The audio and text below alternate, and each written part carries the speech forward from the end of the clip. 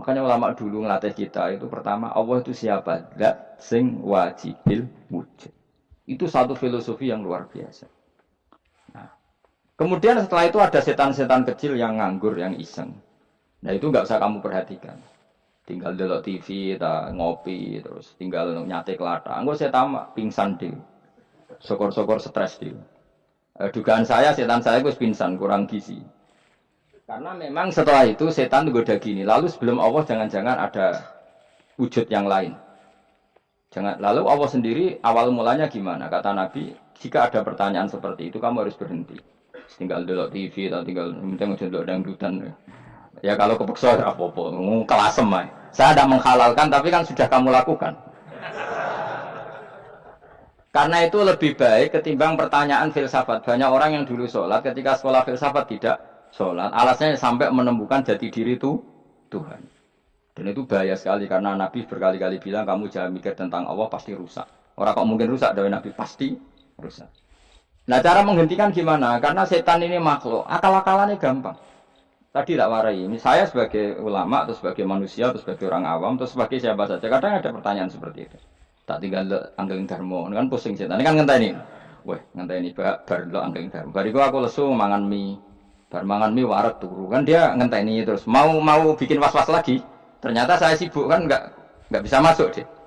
Bangun tidur aku selali pertanyaan tadi. Dinteni. Nah, dia masuk lagi aku sibuk ngajak anak jalan-jalan. Jadi saya kalau jalan-jalan di pasar itu wis enteni tan santai wae. Itu memang resep dari Rasulullah. Jangan sampai orang terjebak filsafat yang sampai menanyakan eksistensi Tuhan. Dan dia tidak mau iman, tidak mau sholat, tidak mau puasa sampai menemukan Tuhan itu siapa. Itu jelas minasyaitonir rajim, itu perilaku setan. Makanya Rasulullah setiap ditanya sahabat gitu itu Nabi guyu-guyu. Dan guyunya Nabi itu kata Nabi, baguslah kalau kamu takut Tuhan kalah kata Nabi. Nabi gojok gitu. Maka ada ulama yang punya seni berargumentasi yaitu Imam Ghazali. Jika setan tanya kamu lalu sebelum Allah jangan-jangan ada wujud yang sebelum Allah. Kata Imam Ghazali, ya itu saja yang Tuhan. Yang Allah ini enggak jadi Tuhan. Ya berarti wujud sebelum Allah itu yang benar-benar Allah. Kalau kamu bayangkan lagi, jangan-jangan sebelum itu ada wujud lagi. Ya itu saja yang benar-benar Allah. Sehingga tetap Allah itu menang terus. Paham ya? Yang jelas jangan sampai didahului Adam. Karena kalau didahului Adam lebih ngeri lagi. Karena sesuatu yang enggak ada menciptakan yang ada itu lebih buruk lagi menurut akal. Menurut apa akal?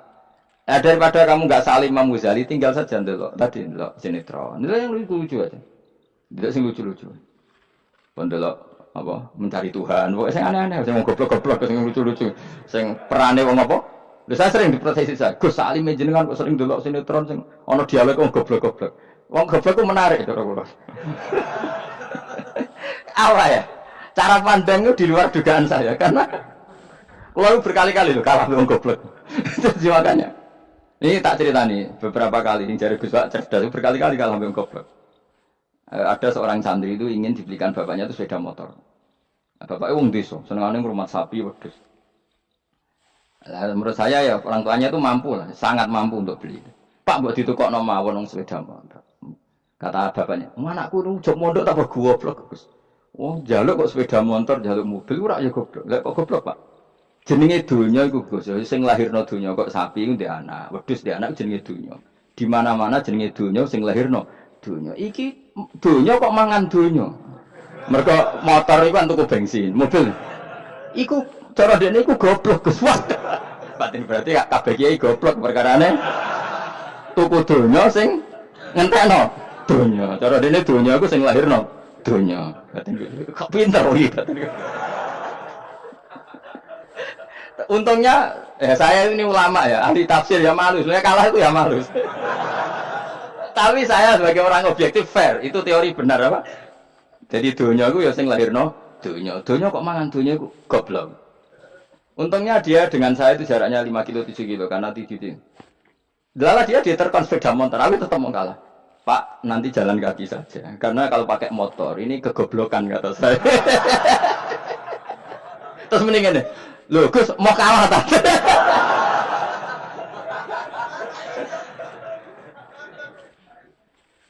Wah kacau. Singkat cerita dia bersikeras nggak mau beliin sepeda motor anaknya karena di mana-mana dunia itu sing lahir no dunia nggak boleh dunia kok mangan Ini satu kegoblokan yang agak ilmiah tadi. Nah, Imam Asy'ari juga mengalami hal yang sama. Imam Asy'ari itu punya, kita kalau ahli sunnah kan dua partai. Ya, dalam ahli sunnah itu hanya ada dua partai juga. Kalau nggak Asy'ari ya Maturidi. Ya, dan sama-sama alim. Ya kalau terpaut ya paling 5%, 7%. Ya. Kealimannya Asy'ari dan Maturidi. Imam Asy'ari itu bikin logika yang jelimet. Seperti saya sekarang ini. Logikanya jelimet, tapi permanen. Jadi yang saya ajarkan tadi itu logika yang jelimet tapi apa? Permanen. Karena tadi alam raya ini kadung wujud. Kalau kadung wujud pasti pewujudnya yang menciptakan wujud pasti adalah kewujudan. Karena al-adam la yu'athiru syai'an. Di mana-mana kenihilan tidak yu'athiru syai'an. Ya sepakat ya, gampang kan? Tentu wujud ini prima disebut wajibil wujud. Lalu Imam Asy'ari itu bersikeras. Kalau imanul muqallid itu tidak diterima. Banyak keberatan ulama, tapi Nabi nyatanya yaktafi bi imanil a'rab al-khalina anin nadzur. Nabi nyatanya mencukupkan imannya orang-orang Bedui yang mereka itu kayaknya tidak bisa mikir. Ya, Nabi yaktafi bi imanil a'rab itu wong desa al-khalina anin nadzur yang mereka itu tidak bisa apa? Berpikir. Ingat cerita Imam Asy'ari survei. Coba ayo kita tanya orang-orang kampung. Ternyata kegoblokan orang kampung itu ya ilmiah, masyhur. Imam Asy'ari saja harus belajar dari wong awam, wong goblok-goblok. Kita kok ingin ya Badawi bima araf tarobak. Kowe kok iman be Allah itu bima araf tarobak. Lalu kamu tahu Tuhan kamu atas nama apa? Dengan logika apa? Jawabnya enak ya. Al-ba'ratu tadullu 'alal ba'ir wa atharul aqdam yadullu 'alal masir. Angger ana tletong ya ana ontane. Angger ana bekas delamaane wong ya ana sing bar liwat. Jadi misalnya ada bekas teracak anjing, berarti anjing habis liwat. Ada bekas apa ular ya berarti ular harus liwat. Ada bekas tercak manusia ya berarti manusia habis liwat. La wa hadzal alam atharun min athari qudratillah. Alam iki bekas, mesti ana sing nggawe. Jadi Mas Ari pinter juga, mesti logikanya gak jelimet tapi agar ana tletong, ana sapine. Ana teracake wong berarti ana sing bar liwat. Dene ngomong gampang wa atharul aqdam ya dulu alal masir. Nah, terus Imam Asy'ari habis itu ngendikan, ya sudahlah dengan logika apa saja. Meskipun karena zori hadal Arabi bagaimana cara berpikir Bedui ini, sementing ada apa ada nat.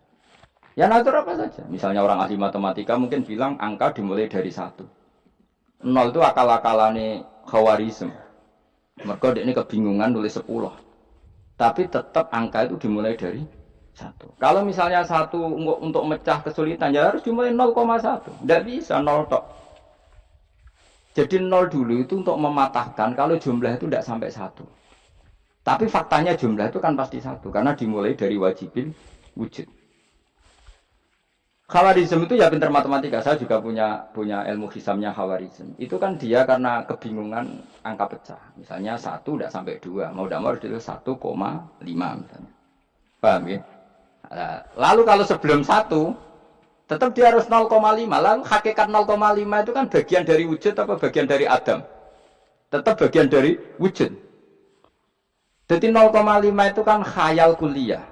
Tak warai ya. Mungkin saya ada ahli matematika ala wong kampus, tapi saya tahu Kang, ala Islam itu lebih gampang. Misalnya gini. Sesuatu itu kadang kamu putuskan itu satuannya 1. Tentu ketika separuh kamu katakan baru separuh.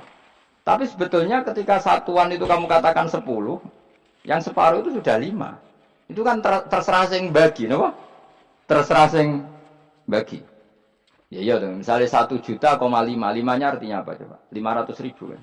Sekarang kalau 100.000, 5-nya jadi berapa? 50. Kalau 1,5 jadi. Nah itu kan terserah satuannya apa? Tapi tetap dari 0,5 itu tetap menunjuk sesuatu yang wujud. Yaitu 5-nya sebetulnya apa? 5 yang separuh. Paham sih kalau maksud? Tetap nggak bisa sesuatu dimulai dari apa? 0. Nah, makanya kata Abdul Hamid Khan kalau dalam mendidik tauhid itu gampang saja tadi. Alam raya ini kadung maujud. Kalau kadung maujud pasti disebabkan oleh sesuatu yang wujud. Karena wujud pencipta harus berstatus prima. Lah prima ini atau premium ini kita sifati wajibil wujud. Atau kamu katakan apalah kausa prima atau musabibul asbab. Nah kelirunya kita dalam berislam itu, kritiknya para ulama, kita ini nyebut Allah dulu baru menceritakan status Allah. Kalau zaman Nabi itu dibalik. Status wajibil wujud itu kita terangkan dulu, baru yang oleh Islam itu namanya Allah. Paham ya? Kan beda, misalnya gini logikanya gini, kamu ketemu orang ateis, saya ulang lagi, kamu ketemu orang ateis, terus kamu ditanya, lalu alam ini yang menciptakan siapa? Allah Jalla Jalaluh. Mesti kan tanya, man huwa Allah itu siapa? Kalau dulu Islam mengajarkan enggak gitu. Surat pertama turun apa coba? Iqra. Iqra itu enggak nyebut kata Allah. Iqra bismi rabbika. Rabbika itu siapa? Alladzi khalaq. Sebutlah nama Tuhan. Yang berhak menyandang Tuhan adalah zat yang pencipta. Itu tidak ada kata Allah. Di surat Mudatsir, surat kedua. Ya ayyuhal mudatsir kum fa'anzir wa rabbaka fakabbir. Bukan Allah fakabbir, wa rabbaka fakabbir. Sehingga cara berpikir gini dibalik.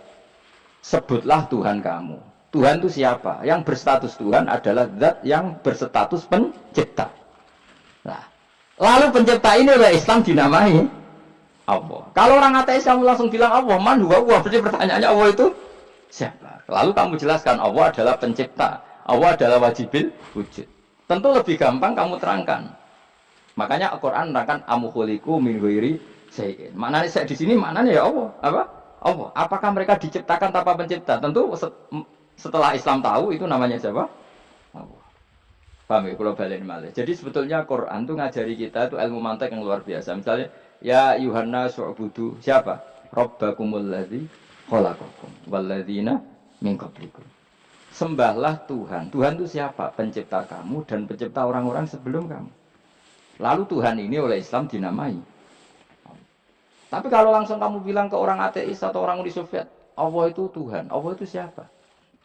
Sebab itu di beberapa ayat dijelaskan dulu status Allah. Sifatnya Allah, keekhasan Tuhan. Yang dikatakan Tuhan adalah zat pencipta. Kalau tidak pencipta berarti tidak Tuhan. Sekarang Yesus pencipta bumi apa enggak? Enggak, karena dia lahir sudah di bumi. Begitu juga Fir'aun. Fir'aun itu kalah telak sama Nabi Musa gara-gara logika ini. Ketika Nabi Musa ditanya Fir'aun, "Wa ma Rabbul alamin?" Lalu Tuhan itu siapa? Kata Musa, "Rabbus samawati wal ardi." Yang menuhani langit dan bumi. Jadi Fir'aun, "Ndak, ma'alim tulakum min ilahin ghairi." Saya jalan-jalan kemana-mana yang dikatakan Tuhan oleh masyarakat saya. Nah, kurang ajar Fir'aun. Terus kata Musa, "Ya Tuhanku yang di langit." Terus manggil Haman Mesir, "Ya Haman ibn li sarhal ali abluhul asbab samawati fa'attali ila ilahi Musa." Haman, bikinan saya piramida yang tinggi, aku akan lihat Tuhannya Musa. Ada enggak di sana? Padahal misalnya munggah tenan ning pangeran ra iso didelok kan repot Nabi Musa. Wah, parah ya, nggak piramida nginceng pangeran teprak itu kan. Akhirnya Musa pakai logika. Ya sudah gini saja, Rabbukum wa rabbu abaikumul awwalin, yang menuhani nenek moyang kamu yang dulu-dulu. Oh itu langsung fabuhita Fir'aun. Fir'aun tuh kaget sekaget-kagetnya. Dan para pemuka Fir'aun sadar. Wah, kalau Fir'aun yang Tuhan, babanya tanpa Tuhan. Kan Tuhannya balita kan gitu kira-kira. Tuhannya balita. Tuhannya barulah. Ya. Itu kan jadi logika yang mematikan. Kalau Fir'aun Tuhan berarti babanya dulu yang wujud itu tanpa Tuhan. Karena Tuhannya barulah. Ini ada Tuhan kok datang terlambat ini kan. Akhirnya para punggawanya Fir'aun iman. Macam gendeng ya, Fir'aun itu gendeng. Itu pentingnya logika Rabbukum wa rabbu abaikumul awwal.